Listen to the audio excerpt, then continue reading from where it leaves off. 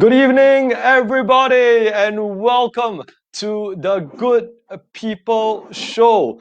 Thank you so much for tuning in week after week. This is episode 5 of the Good People Show, and the reason we put this show together, of course, is to spread some positivity during this challenging time. Every week, we feature social enterprises and good people working for or working in, or entrepreneurs who started social enterprises to show how they are making a positive impact in the community and what you can do to support them and find out more about them as well. The Good People Show prides itself for being a two-way conversation. So please remember to like and share. And of course, today's episode especially, put your questions in the comments below. Put the questions in the comments below. My name is Ricardo, your host. I am from Adrenaline. Adrenaline is a event management social enterprise that is now putting online events like this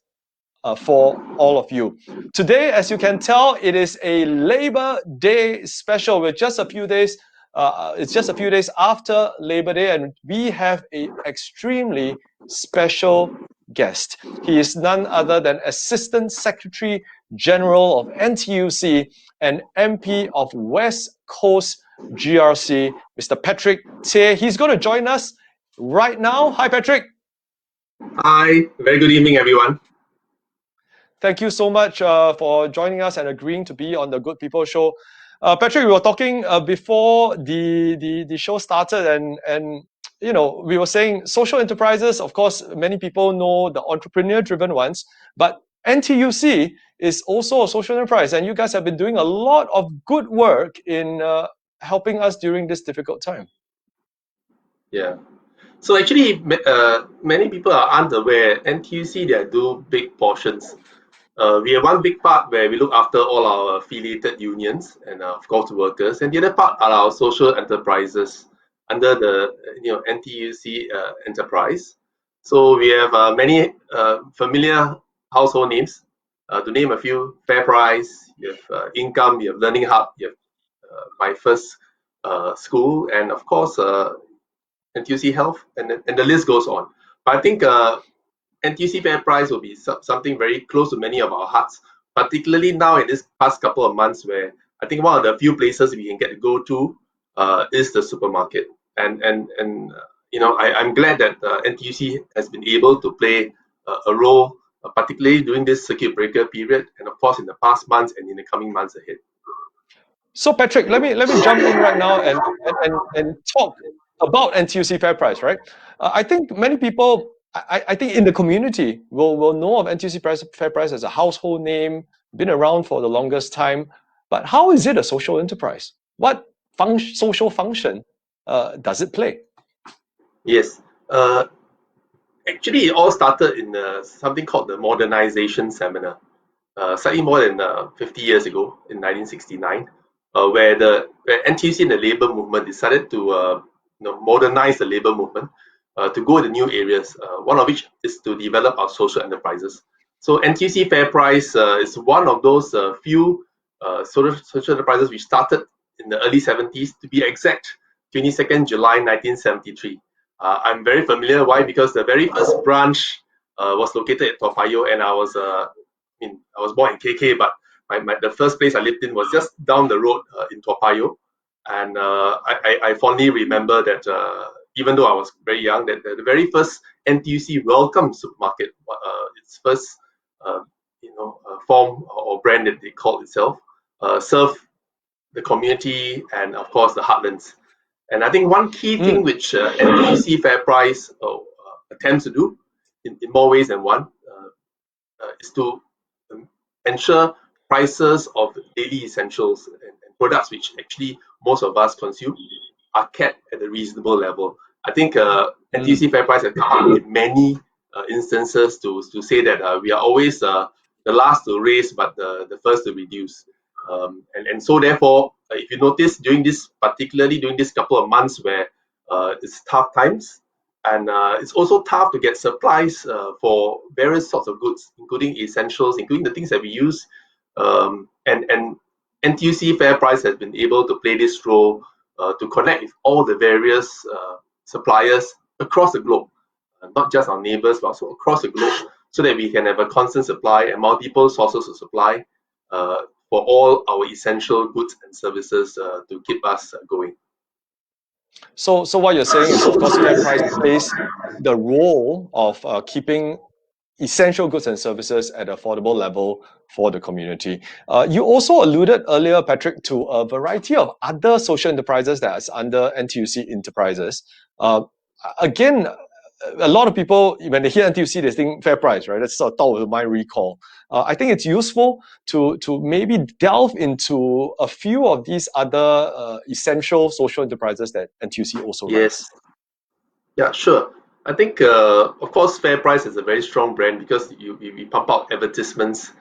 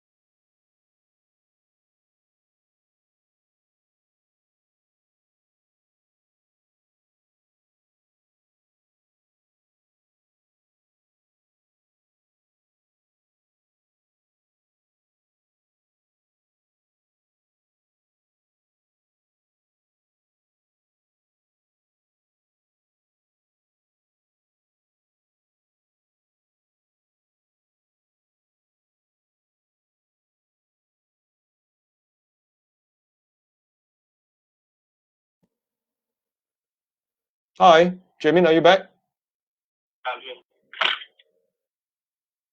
Okay, Harold, sorry, that seemed like we had some technical issues there. We are back online, Patrick.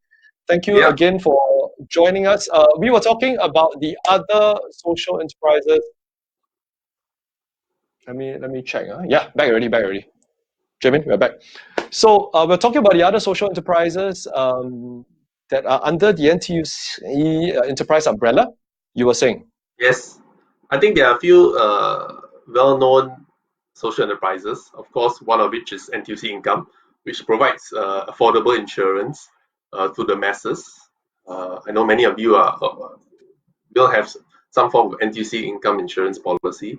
And of course, there's also My First School, which handles childcare, and NTUC Health, and a whole suite of other social enterprises. But also NTUC Learning Hub, particularly important during the past few downturns from SARS to the global financial crisis, and now during this COVID-19 period, where we provide training in support, not just for employees, but also for freelancers, to ensure that they pick up new skills and maximize this downtime.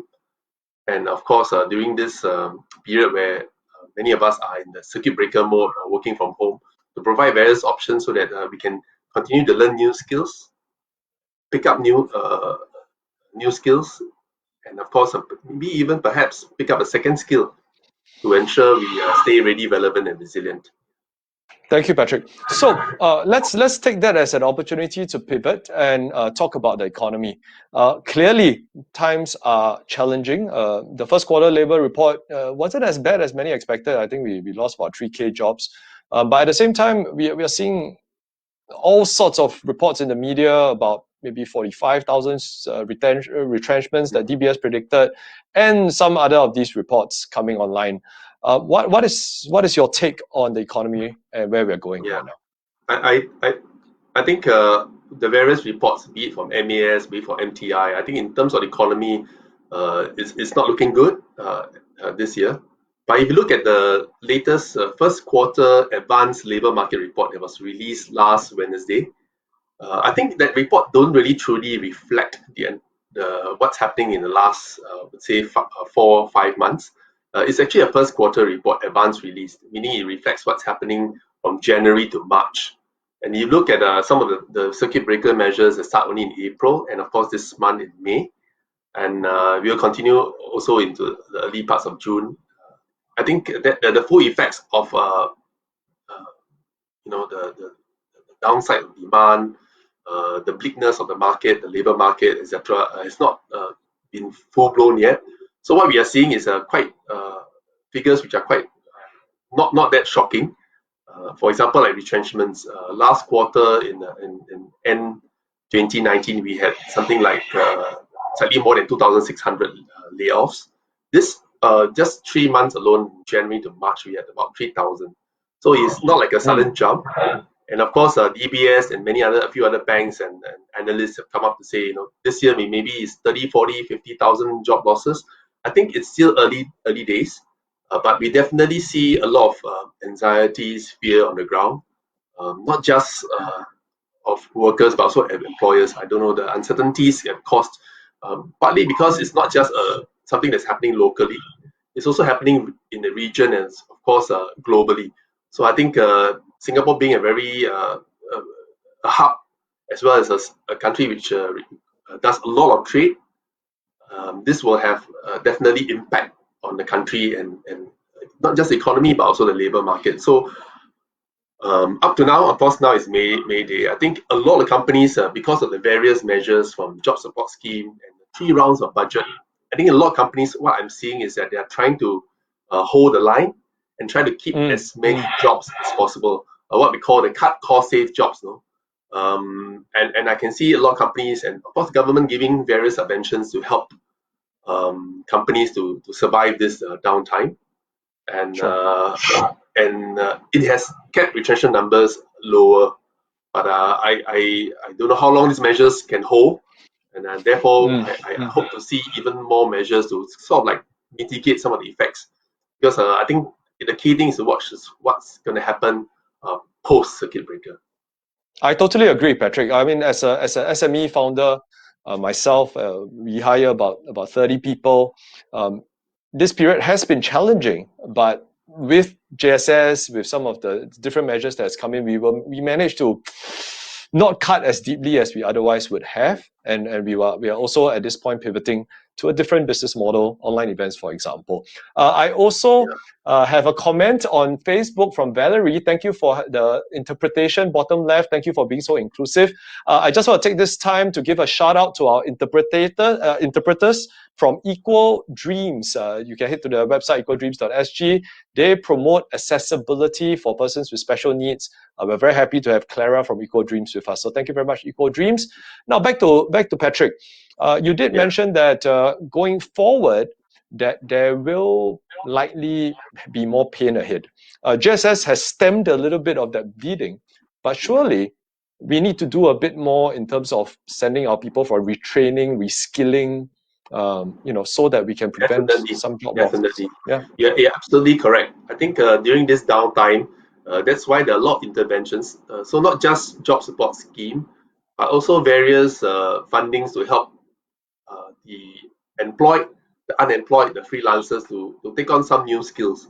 I think there are a whole suite of programs available, including from our social enterprise NTUC Learning Hub, and of course various other training providers.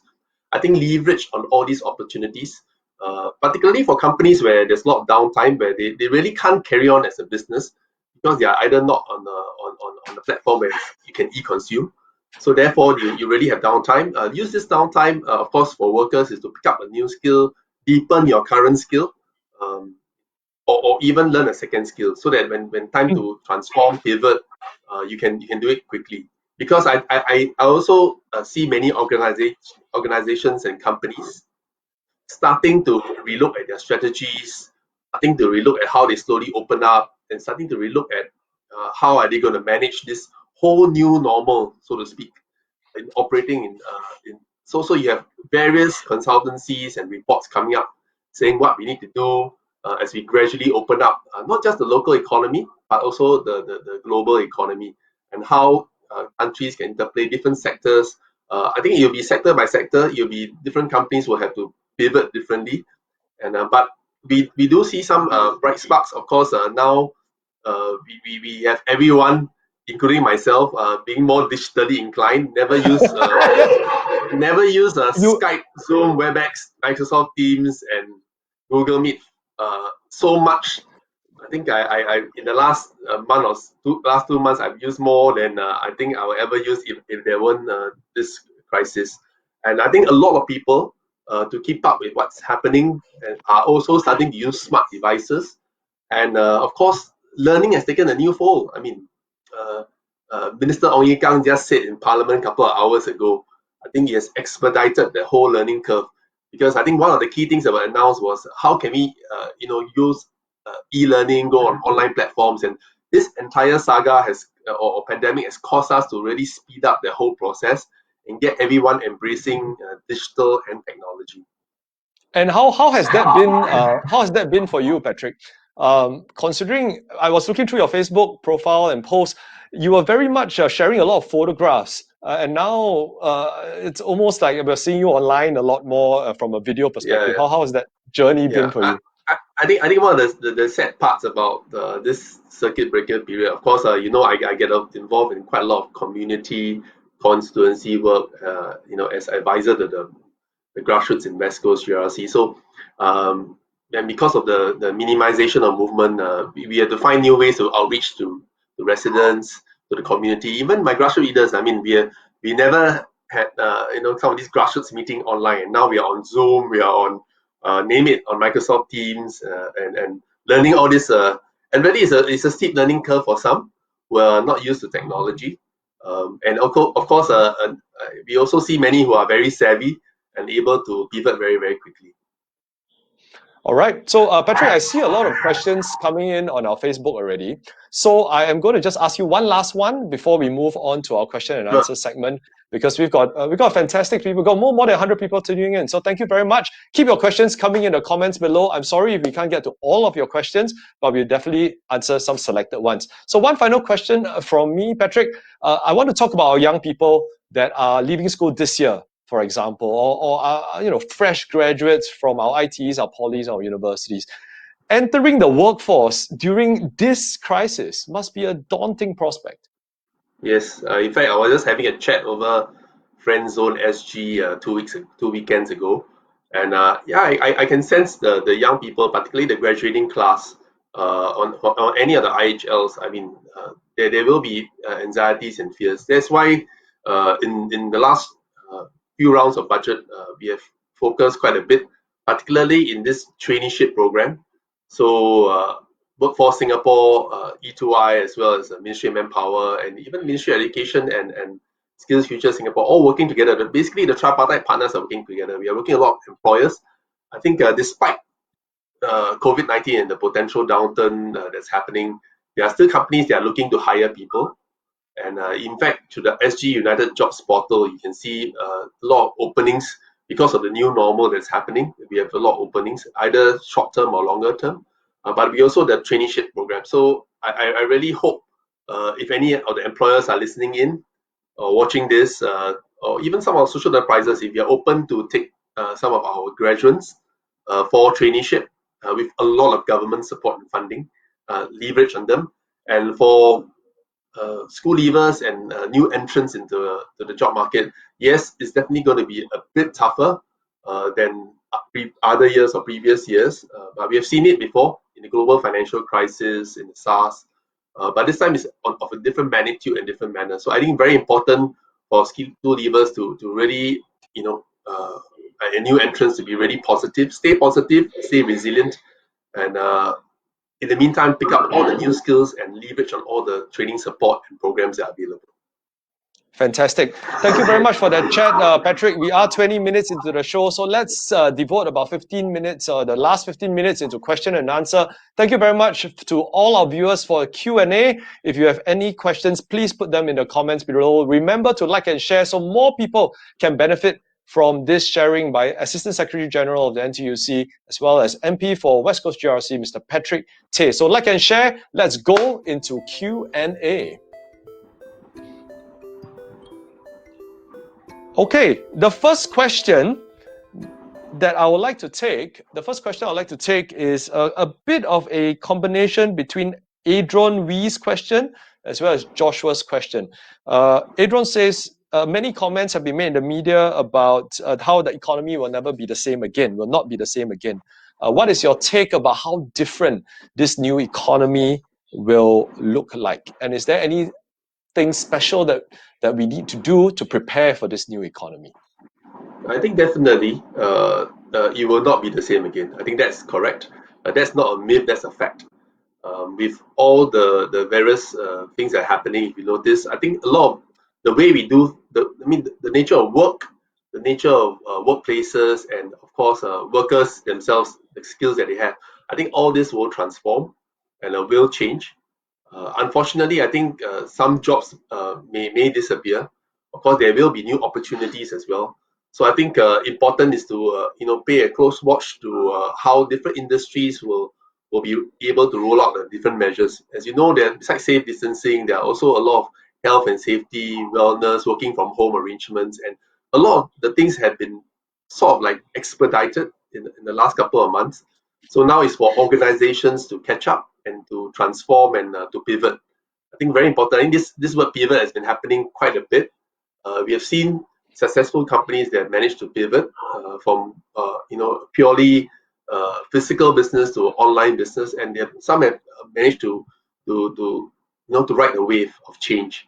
I think the key thing is from a worker perspective is to be really open about it, and for employers out there, I think very important is to be able to communicate some of these new directions, new policies, new strategies that you'll be rolling out with the workers. I think once there's very close cooperation, there's mutual trust and communication, I think we'll be able to roll out some of these new measures and ride the wave of change that will happen. So in short, the short answer to it, there will be big change in the nature of workplaces, and of course workers' skills and competencies. So Julius Axel has a question.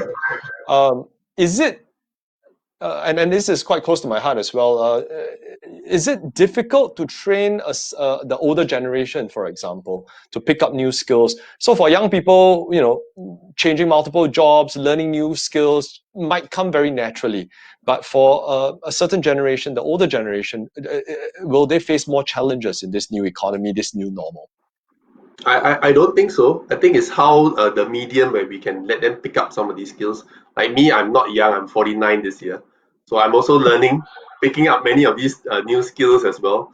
And including the more senior ones. I think I've personally seen some of them in their workplaces. Because, in Singapore, we've been trying to lobby for the extension of the retirement as well as the re-employment ages. And we have successfully done that, and we have tried in many ways to redesign workplaces to make it more mature worker friendly, and I think we have been quite successful in many sectors. So I think at the end of the day, I don't see the age being the barrier. I think it's the mindset which is the most important. How open you are to learn new skills, to pick up new competencies, and of course to navigate. And you'll be surprised. I think some of these not so young workers, they may be more adept at using some of these technology than some of us do. Sure. So, you are a champion for the workers, right? You very often speak up for labor as part of your role in NTUC, and also as your part of wearing your hat as an MP. But I thought I wanted to tap your mind a little bit about employers, and there are two questions on Facebook from Eddie Adi Ramat as well as Christopher about employers. Give us a sense about whether employers are really cooperating during this period to, for example, inform WSG about their retrenchment numbers. For example, having conversations about how they can keep jobs, because a lot of the focus is of course on the worker, right? How they can retrain, how we can keep Yeah. jobs, but are the employers playing ball? Yes. For some of you who are not aware, we have a tripartite advisory for managing excess manpower and responsible retrenchment. So if you do retrench staff, there's actually a mandatory notification requirement, including just on 4th of May, has been revised one of the advisories, particularly for this COVID-19 or manpower, including if you do wage cuts, example for more than 25%, there's a requirement to notify. I don't have the actual numbers, but I know a lot of employers are trying very hard, at least for the unionized companies, to hold the line to avoid retrenchment. So at least for the first 4 months, I must say a lot of our unionized companies are holding the line, trying very hard to leverage on the various schemes to avoid retrenchments. But I've also, during my online appeals, and as well as just before the circuit breaker, the Meet the People sessions, have started seeing certain industries, particularly micro SMEs, startups, and some SMEs, starting to let go of people. I think some of the people themselves, the workers and staff employees, actually they know their companies uh, are not doing well and are below the water because they can see the order books for the rest of the year. So I think the workers also themselves empathize with the employers. So I think it's a peaceable kind of like. But of course, that's said and done. I'm sure there are workers who who are being laid off, being forced to go on no pay leave, forced to resign even. So I don't rule that out, and therefore those of you who are affected, I strongly advise you, if you are one of those affected, to visit TADA, Tripartite Alliance for Disputes Management. And from employers' perspective, I hope our employers will try our best to leverage on the various schemes. I know employers, they want to keep their people as much as they can, but we also understand that it's a downtime for quite a number of companies and sectors. So important for you to navigate the whole plethora of schemes and funding available, not just the direct assistance through job support, but also the training schemes and the training funding. So you can actually have a whole suite of measures to manage excess manpower and maximize this downtime and to make your workers even more loyal and be able to bounce back when times are better. Yeah, because we were chatting off camera, and if you look at JSS and you look at 75% funding for April and May, for example, the remaining 25% with the training grants and the training support out there, you can almost break even if you send your teams for training.